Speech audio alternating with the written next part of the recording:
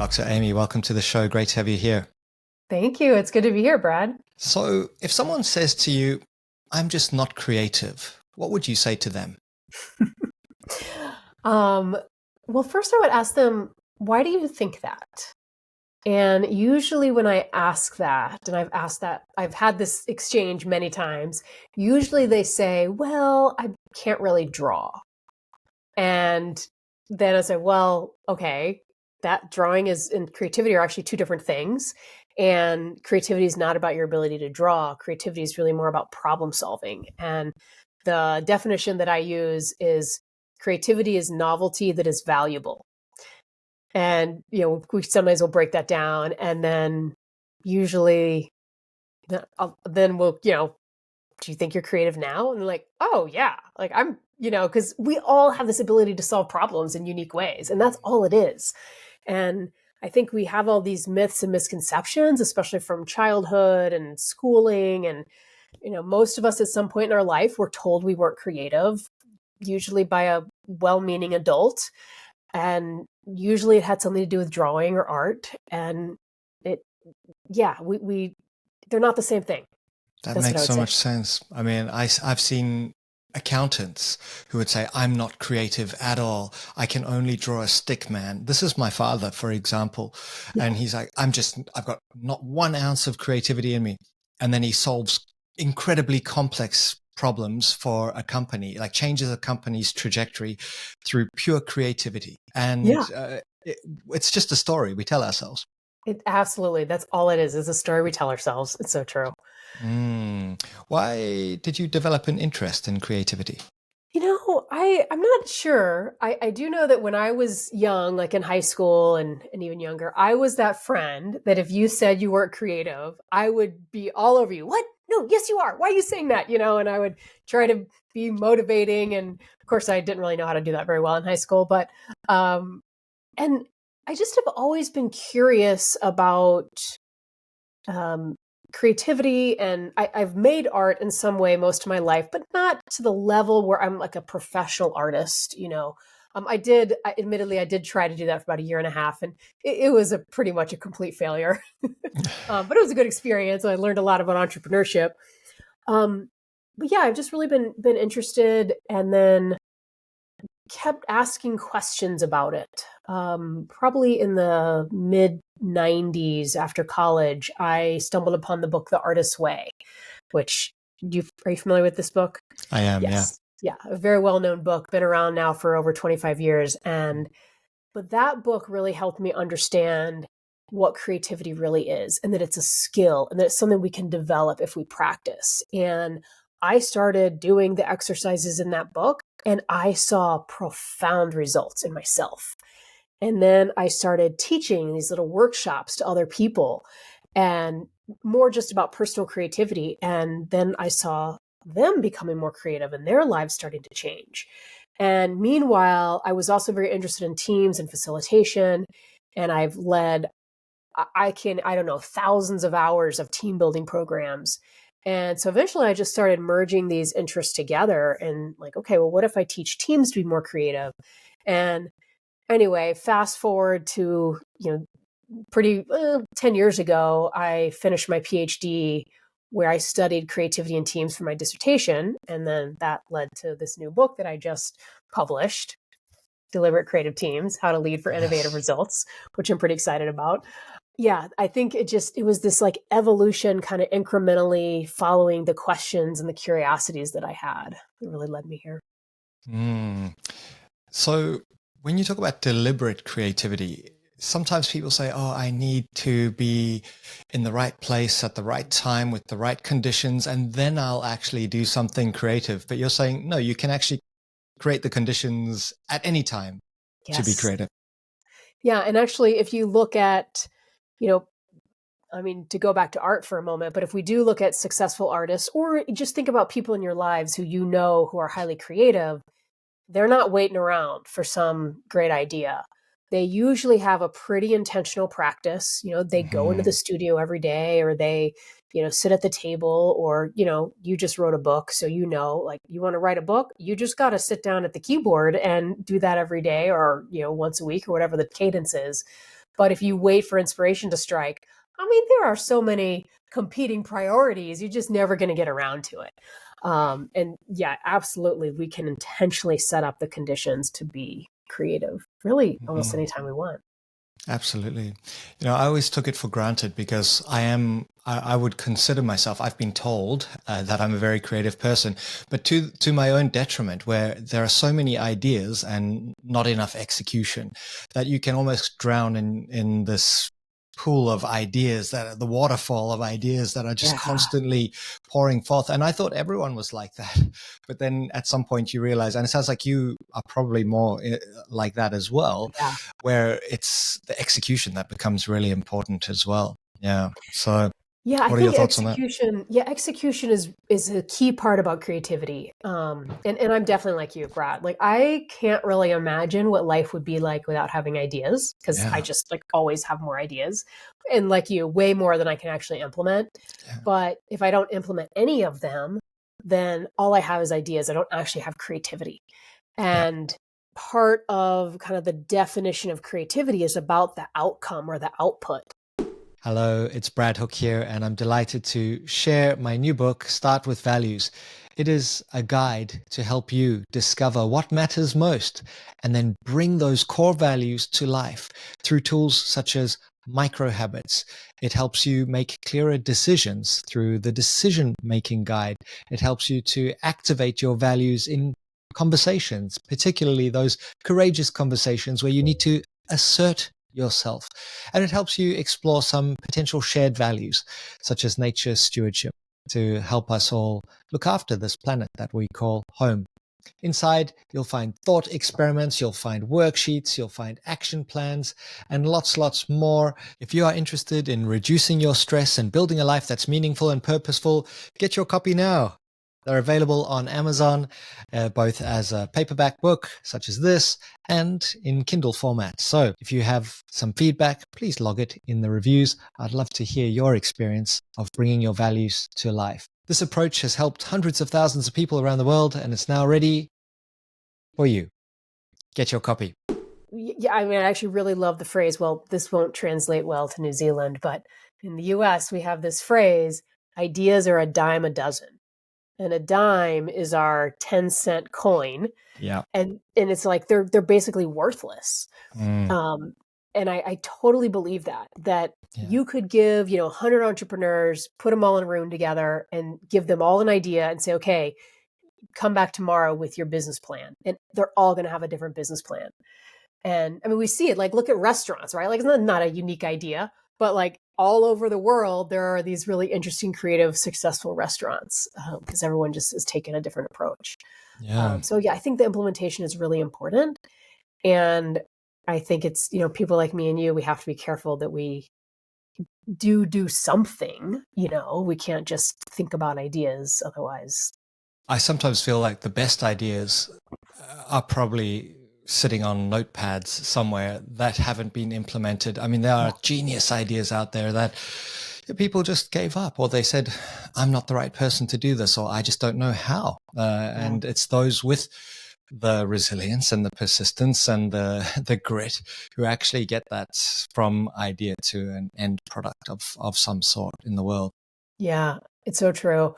I remember a number of years ago, I was watching this film about the water shortage, the water crisis in the western part of the U.S. and California, and it was put together by a friend of mine. Her name's Brittany App, and the film is called "Where There Once Was Water."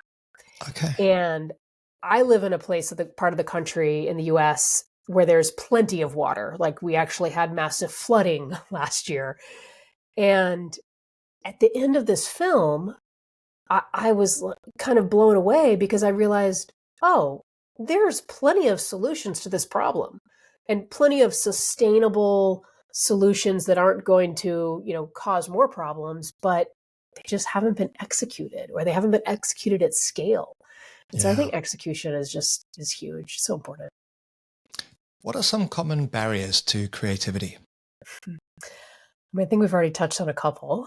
Mm, I think one of them is just our own like internal belief. Do we believe we're creative or not? That's a huge, either a real perk or a real barrier.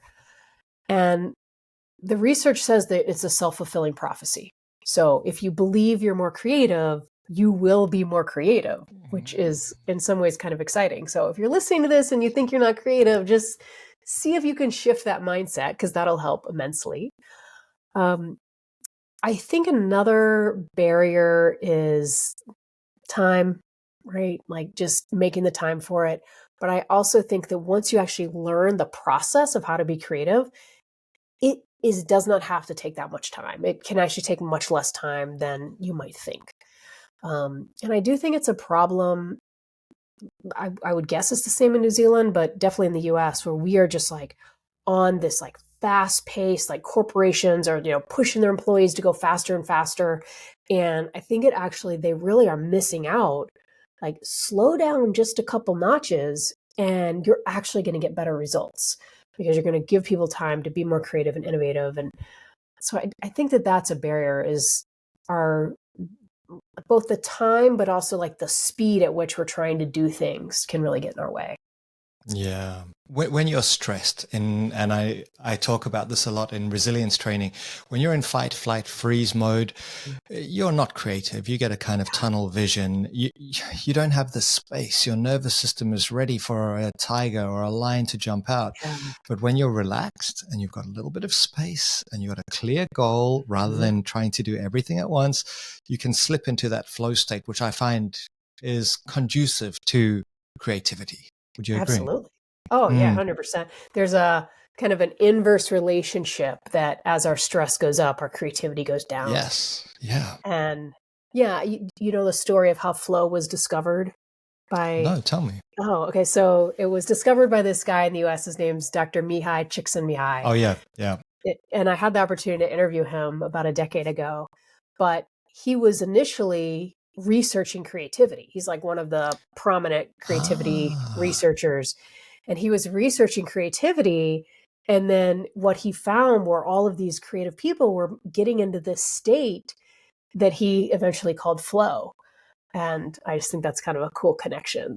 That is a cool connection. I didn't know he was researching creativity. You always hear about the high performance sports side of it and the elite athletes, but it makes so much sense because it's artists and writers and painters who do find their way into that flow state, and they create the conditions deliberately. Yeah. If you're multitasking while trying to paint, it's not going to go very well. You'll get frustrated. And we know my daughter, creativity comes naturally to kids. My daughter, for example, can sit there for 2 hours and draw and just create a picture, and it's incredible. And I just think, as a parent, how can I nurture that? Because in a world of distraction, that is the magic. That's amazing. Like that she can focus. How old is she? She's 10. Oh, that's like perfect age. Yeah. It's like, I agree with you. Like figuring out how to foster that and create the conditions for that even more. It's really cool. What's an example of how you've applied creativity to your business? Yeah. So I have this product that I created that kind of went out on the market in 2012. So it's this, I'll put it up to the camera. It's called Climer Cards. And it's this deck of cards that are designed for facilitators and trainers to help them deepen conversations in meetings or trainings or, any group setting. And so one side of the cards are just like all of these different images. They're all paintings that I did. Wow, I love them. Thank you. They're just like, for people not watching, there's like a cactus, an iron, a bag of groceries, a bicycle, just all these like very simple, iconic images. And the way they work is you ask a question, any question, like pick a card that represents your definition of creativity. And then everyone picks their card and then they share and have a conversation about it. And the way these evolved kind of followed this process, this creative process, where there were other cards out in the world like this. I didn't really love them. They were kind of bad 90s clip art, for lack of a better word. And so I decided to make my own. So I make this deck of cards just for myself. I had no intention of sharing this with anyone. And they did not look this good. They were pretty bad, but they were all these little watercolor paintings that I did. And then one day, I was doing this team building program and I it was a group of women who worked in the trades. Like they were becoming carpenters, mechanics, that kind of thing. And I gave them this like problem solving activity to do. And they were a hot mess. Like it did not go well. They were arguing with each other. They could barely figure it out. And so the activity finishes, and I spread this deck of cards out on the floor. We were outside, so out on the grass. And I asked them each, pick a card that represents your own behavior in this activity. And they got very real. Like everybody picked a card, and this one woman said, I don't like how I showed up. The way I just acted is not how I want to act. She apologized, and she just said, that she sometimes is a jerk and she doesn't like being a jerk. And she was crying, and then, and then everybody else just kind of got more real and authentic. And it was this amazing shift. So we finished this activity, and we're like walking through the grass to another activity. And the team leader was a friend of mine, and her name's Sarah. And Sarah said to me, Amy, these cards are really cool. Have you ever thought of doing something with them? And I was like, what do you mean? She's like, like other people might be interested. I was like, oh, okay. So I ended up putting them on Kickstarter. Do you have Kickstarter in New Zealand? Yeah. Okay. So this was like, Kickstarter was really young, maybe a couple years old, and put them on Kickstarter, was able to raise enough money to publish or to print the first batch. But I kind of went through this whole process of like clarifying what the problem was. There were these cards that I didn't like. And then even after Sarah made that comment, I just continued clarifying and figuring out like, okay, is there a need for this? And then went through kind of an ideation phase of refining, and then eventually developing the deck. And then once the Kickstarter campaign was successful, implemented them. And that's kind of like the creative process that we all go through. Hey, Brad here. Would you believe that around 70% of the people who watch this podcast have not yet subscribed? It would mean the world to us if you click that subscribe button on whichever platform you use, so that we can stay connected with you and you'll receive notifications when we add new episodes. We really appreciate you coming and connecting with us and being part of our community. So all the best. Yeah. And I also at that time, I just was so naive, and I thought very small-minded. And so it never occurred to me, like, I just thought, I'm going to print these 500 decks and that's going to be a fun project. And I'm still printing them. They've been used in over 58 countries. They've been in New Zealand. They've been in Australia. They've been on all 7 continents. And now I have another deck that I've created since then. But I feel like that if I didn't understand creativity, I don't think that project would have happened. So yeah, that's an example of when I've used creativity in my own business. That's a great example. And we'll include a link in the show notes if anyone's interested in checking them out. They look fantastic. I love that style. Is that a style that you've developed over the years? Yeah, I mean, it's just like a really simple kind of drawing, painting style. I've taken many art classes, but what I've learned is I'm not the artist who's going to draw like this highly representational, portrait. Or I just like, I always get a B in drawing classes, and that's like working my butt off to get that B. It's just like, okay, I'm just drawing in a much simpler way. Well, I used to get a C because they would say, can you not just try and make it normal? Because my artwork, even at school, was always so strange, and I just can't help it. At some point, it just always goes really weird, and I think it's cool, and everyone else is like, no. But I love it. Do you ever creative dreams? Do you ever dream of things that you could create? Oh, okay. I didn't know if you meant like dreams, sleeping dreams, or like no, vision. I do mean I mean, like, so I'll give you an example. So I often have dreams about things that I've created, and they're very strange. So for example, surfboard artworks, but they have like little arms coming out of them and teeth. And I was explaining this to my daughter and my partner, and They're just like, Daddy, that's so weird. I was thinking, let's go and find some broken surfboards and I'll show you what they're going to look like. It's like, no one wants these on their walls. That's pretty funny. Well, I hope you do find them just because, I want to. yeah, why not? Like, who cares if anyone else likes it, you know? I Yeah. do think sometimes we get caught up, especially with art, of like, Yeah. that social judgment makes it Yeah. harder. Yeah. Mm-hmm. Did this come to you like at night as you were Yeah. dreaming? Yeah. Yeah. Okay. Yeah. And in the morning, I woke up and thought, that was cool. I actually made these artworks that people wanted, but admittedly, they are strange. But I mean, those are sometimes the things people want. The problem is there's a barrier to getting it done, which is I have no idea how to create the little arms out of resin or whatever material. And I'm quite a busy person as well. Yeah, So right. it's It's like, something for retirement, perhaps. there you go. Yeah. Yeah. Yeah, hold on to that for a while. Yeah. Exactly. Well, which leads me to inspiration. What are your Mm, thoughts on inspiration? Where does it come from? How can we get mm. more? I think it really can come from anywhere as long as we're Mm, paying attention. mm, Um, and again, it's like if we're really stressed, we're probably not going to be as inspired, yeah. because we're just like, I got to get all this done. Mm, And it's interesting. I'm in this phase right now, just personally, where, as you know, I just published this book. It came out yeah. 2 months ago, and it's intense. Like, Yeah. writing the book's intense, but then publishing it and doing the promotion and stuff is also really intense. And I'm like, I need some time off. Like, I took a little time off last week, but I'm pretty tired, and Mm, I'm noticing that my inspiration is waning, and that I don't feel like as inspired right now. And I know that'll change as soon as I get some rest and have the opportunity to, kind of rejuvenate a little bit.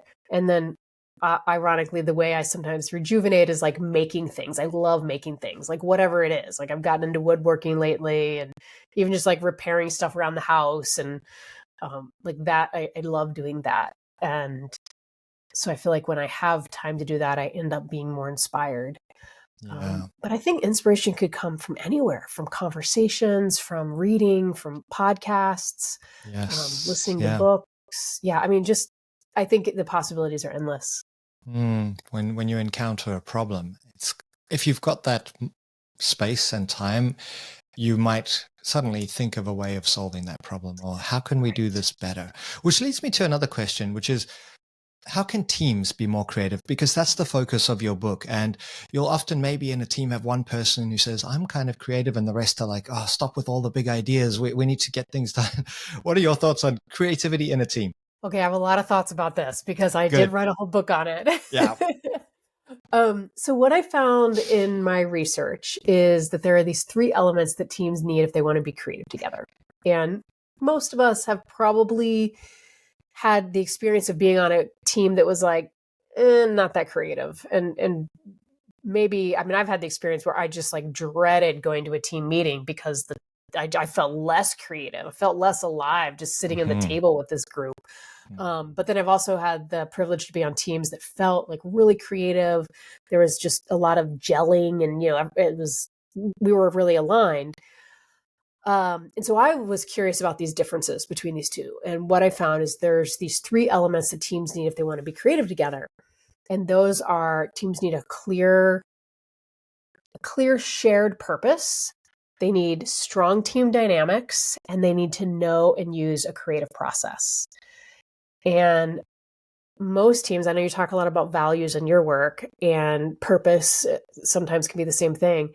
But most teams, I feel like, have a sense of their purpose, although usually a few more conversations might be helpful. Mm-hmm. Team dynamics are, specifically our ability to communicate well. We can engage in some conflict, and we have trust with each other. We have some psychological safety. Those are all important.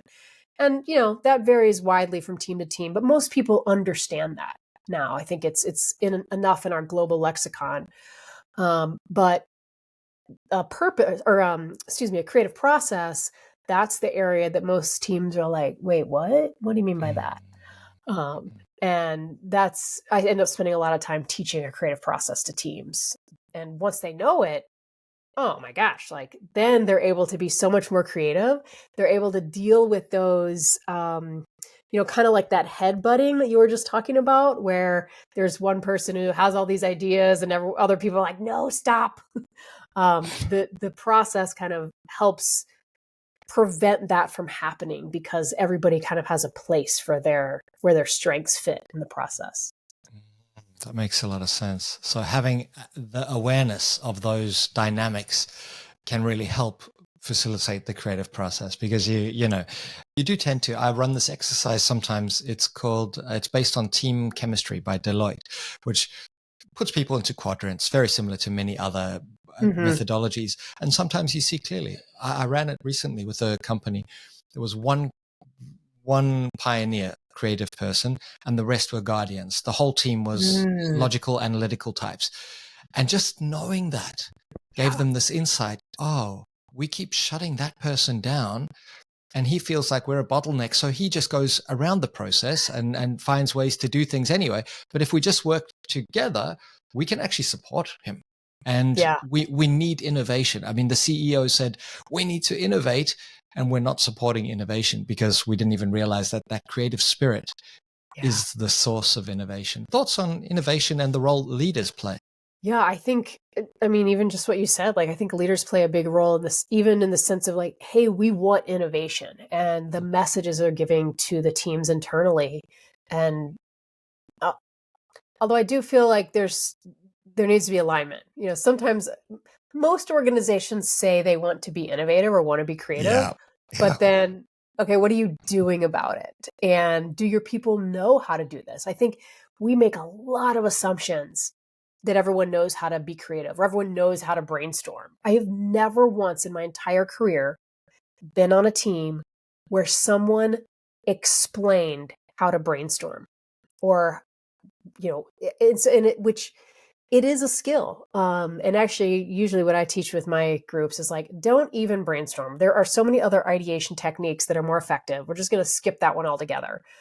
Mm. But anyway, I'm digressing. I think what leaders can do is understand how creativity and innovation work and then execute, like do the things to set up the environment, the space, the situations to be more innovative. My book, Deliberate Creative Teams, is written for leaders who want to lead their teams to get more innovative results. And what I'm finding from the feedback I'm getting so far is a lot of people are saying, oh, I kind of thought I knew how to be creative, but this is really helpful. So yeah, I just feel like understanding creativity can really shift a leader's approach. Absolutely. What are some ideation techniques that a team might consider? Because the default is often, let's get the post-it notes and put them on a wall, and then we'll select the best ones, Yeah. or do it virtually in Miro, for example, Yes. Yeah. which is not a bad process. But are there other ways? Yeah. There's many other ways. And I think that approach, the post-it notes or doing it in Miro, is better than just verbally brainstorming. There's always problems with the verbal Okay. brainstorm. Yeah. Yeah. And Mm. so sometimes that technique is called brain writing, or I think in my book I used the name. Oh God, I forgot. Write it, say it, stick it, which is another common name within like the creativity world. But anyway, I do think that's better than the regular brainstorm where you're just sharing verbally because it gives people a little time to think.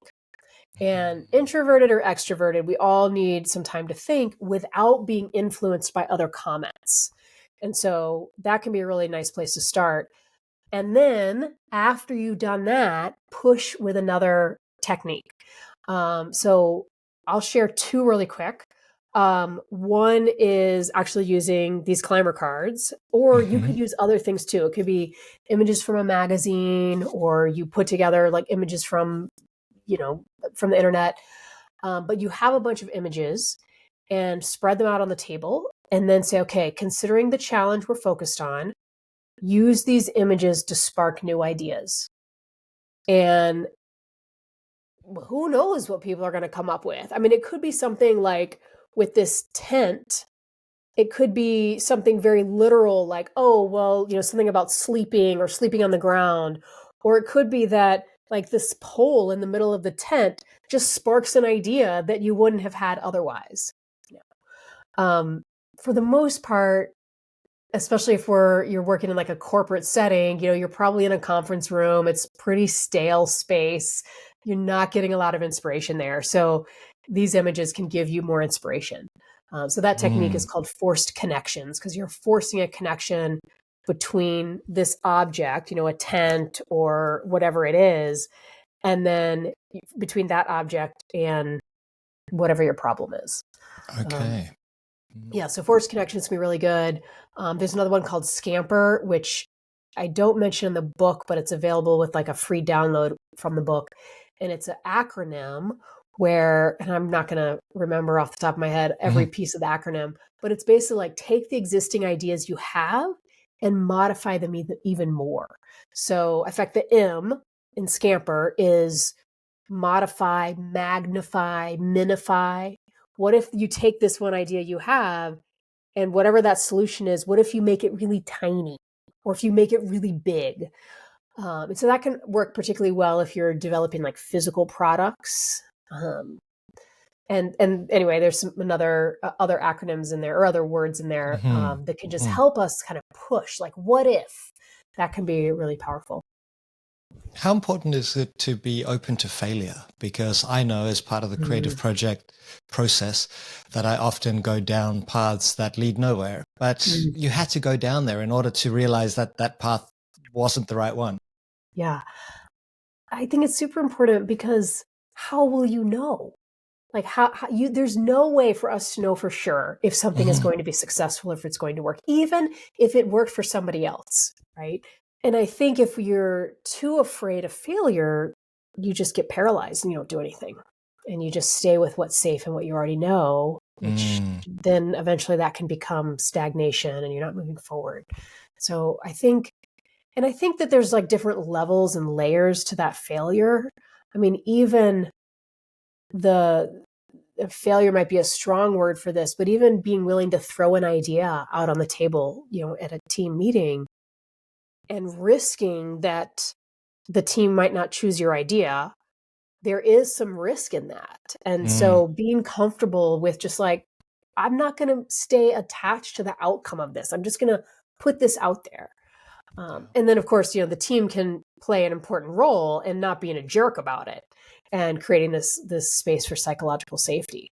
But I do think, creativity, it's an unknown. And so there's always risk to it. And I think if we can be more comfortable with taking risks and failing, we'll be more successful. But I also would say, figure out how you can do it in a way where the ramifications aren't that high, right? Like, can you do this on a really small scale? Or, start with a cardboard mock-up rather than building an entire product, whatever that thing is. And so figuring out, okay, how can we minimize the risk here and still move forward? Yeah. But that trust, the ability to be willing to share, even if it's rejected by the group, the safety is important. So a leader wanting to innovate should really create a culture that feels psychologically safe. Yeah, absolutely. And I sometimes talk to leaders who kind of, poo-poo that whole idea, like, oh, that's silly. It's like, suit yourself. Like, all the research backs this up. Yeah. Like, this is just human nature, that we aren't going to put ourselves in danger, even if that's emotional danger. And so I think, it really would behoove leaders to understand that at a deeper level and understand how to create that safe space. And I hate to say that term, safe space. It has all these negative connotations. Yeah, for sure. Yeah. A space that people are comfortable enough. Yeah. Yeah, exactly. What does a creative team look like to you? Can you paint a little picture for us of a team that's truly creative, that's able to innovate on demand? I think for one, there's like a certain energy about the team, like they're interested, they care about their work, and they feel probably their personal values align with the team purpose. Mm. And so there's an energy, there's a willingness and excitement to be there. There's also, they show a lot of grace with each other. Somebody makes a comment and they're not like, "Oh, Brad, that is so stupid. How could you think that?" They're just like, "It's fine. Like, bring it. Like, that's your personality." And there's a lot of grace with the different personalities, and even like an embracing. I'm like, okay, like Brad and I are totally different, but that's what I love about him. And so there's also a sense of caring. Um, and then I also think there's a deep focus on the process and understanding process and using process very intentionally. Like, how do you start the meetings? What method are you using to track your tasks or your ideas, or all the little pieces that really make a difference. Um, and then I think too, the team, a creative team, periodically pauses and takes a look at themselves, and they're reflecting back like, okay, did we do this well? Could we do this better? They're asking questions. They're willing to be a bit vulnerable and dig in and figure out, okay, how do we improve and how do we grow? Mhm. So those are a few things that I I see. like that. It's what sports teams do that. Elite sports Right. teams, they will often review the footage. There's no blame. It's just a case of saying, "Oh, you dropped that ball at the critical moment. What was going through your mind? What was going through Yeah. your emotions? What was in your body? And how can we support you in closing the gap next time so Mhm. that you feel comfortable and confident? We know you can catch balls. You've practiced Yeah. 25,000 times, Right. but something happened in that moment. I suppose the difference between a sports team is that they're there based purely on practice and skill, and they can be relegated to the B team, although that happens in the workplace as well. It's Yeah, just for it's a sure. mindset. Mm. Yeah, one time I had a company ask me to come in to work with their executive team and film them during a team meeting and then give Ooh, them feedback interesting. on how they performed. It was a great idea. It was like, yeah, we're going to pull from sports teams. We're going to do the same thing. The problem was, now this was pre-COVID, so it may change now, but the problem was everyone was so nervous about being filmed Ah, yes. that, Mm. like, it was really funny. Everyone was very still. Like, no one was fidgeting. No one was even like had a pen in their hand. They were just like perfect, like still. And then they were, really monitoring their words. And so the whole thing kind of backfired, but they did get some feedback out of it, some insights, even despite their Yeah. nervousness. But It almost I has do to be think, hidden cameras. right, yeah, exactly. Or say, some point in the next 6 months, we're going to film you, but we're not going to tell you Yeah. when. Exactly. It's the observer effect. Whenever someone, I'm definitely not a scientist or a physicist, but when people talk about the observer effect, they say, how can it be that a particle acts differently when it's being observed? I say, just put a camera in a room full of people and you'll see. Right, exactly. Everyone acts different. Who Yeah. inspires you? There are many people out there talking about creativity. Mm. Rick Rubin springs to mind. Who inspires you? I definitely get inspired through reading. Mm. Yeah, just all sorts of reading different authors and different thought leaders. I don't know if I have one person that inspires me. Well, I would say actually my wife is very inspiring, and that for one, she's incredibly supportive. So I think inspiring in the sense that she pushes me to like try it, execute it, see what happens. Maybe it fails. So what? And it is helpful, I think, to have a champion like that in your corner to Definitely. kind of give you a little push to move forward. But yeah, I really enjoy some podcasts. I will admit I have been listening to fewer podcasts lately. I'm not sure why. I've gotten really into books, audiobooks. Um, and I also find it's really nice to do things outside of my work. Mhm. Like I said, I've gotten really into just making things. I mean, thank goodness for YouTube. I just Oh, love that platform because you can learn anything on there. It's amazing. how did we live without it? I Young know. people are so lucky. Oh, I can remember as a kid, like, grew up kind of in the 80s, 90s, Yeah, and so I really wanted to learn like BMX bike tricks and then how to ollie on my skateboard. I yes, could not figure it out. You got it. You got it. Now you get step-by-step tutorials. Start Right. here, move your body in this direction. I mean, my daughter can learn a backflip, and it's step by step. It's crazy. Or how to So braid cool. your hair in a certain way. Or, I mean, it's really incredible. I It's find so cool. YouTube to be YouTube Premium. That's one thing. I Oh. can't handle the ads. Oh, I haven't used the premium. Yeah, ads haven't bothered It's me too much, but yeah. yeah, I find myself resenting the ads for some reason. Mm. I'm not, Oh, maybe I get because that. we're not used to. I mean, when we were growing up, you had no option but to watch a lot of ads on TV. Otherwise, there was no other way to consume content. Yeah, So maybe exactly. it comes from that. Oh, yeah, YouTube is good. Do you find inspiration from nature? I do. Yeah, and I actually live in kind of in the mountains in this town, Asheville, North Carolina, surrounded by mountains. In 25 minutes or so, I could be hiking on the Ah, Appalachian Trail, nice. and I do a lot of whitewater canoeing, and so we have some beautiful rivers here. And yeah, I find it really inspiring, very calming, actually. Yeah, many of the most creative people I know do have a strong connection to nature. That's something I've observed. And in my own life, I find if I miss out on my mountain walk Mm, more than a few days in a row, I start to really miss it and miss that expansive view. There's something about the view yes. from the top of a mountain that really, I don't know, without fail, when I'm walking back down the mountain, ideas start to flow. It's Mm, interesting.